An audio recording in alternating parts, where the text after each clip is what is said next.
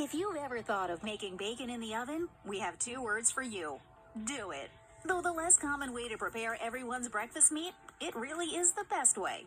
If you've tried these strips of hog heaven on the stovetop, you probably know it's really easy to overcook your bacon to tasteless, dry, crumbling sadness. Pan frying, especially if you're cooking at a higher temperature, can take your bacon from just right to overdone and even burnt in just a couple of minutes. That's just not going to happen in the oven. Another advantage to oven baking is less splatter, which means you can say goodbye to those unpleasant little burns and all that grease on and around your stove or cooktop. Oven-fried bacon is also prettier because this method reduces bacon shrinkage, so your bacon slices stay flatter as opposed to curling or shriveling. Finally, for 1 or 2 servings, the stovetop is still the quickest and simplest way to go, but if you're cooking up the whole package, making them in the oven is much faster and more efficient than cooking multiple batches in your frying pan.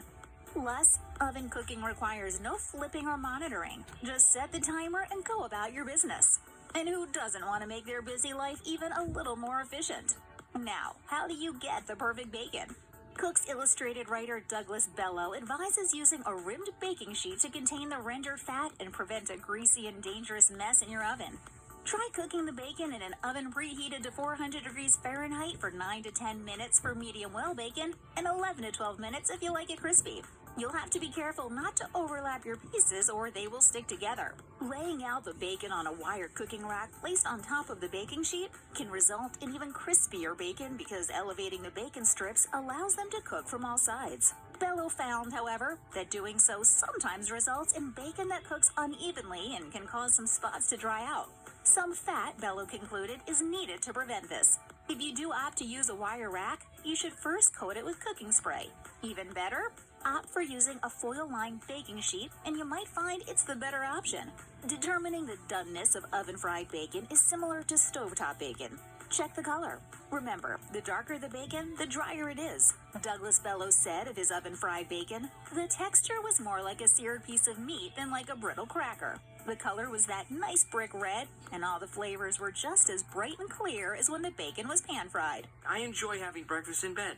I like waking up to the smell of bacon. Sue me. A few additional tips.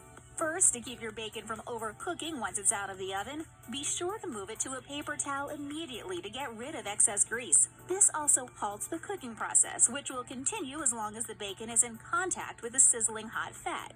Secondly, line your baking sheet with foil or parchment paper for easier cleanup. Third, cook 2 sheets at a time if the bacon doesn't fit on just one. Rotate the sheets halfway through cooking.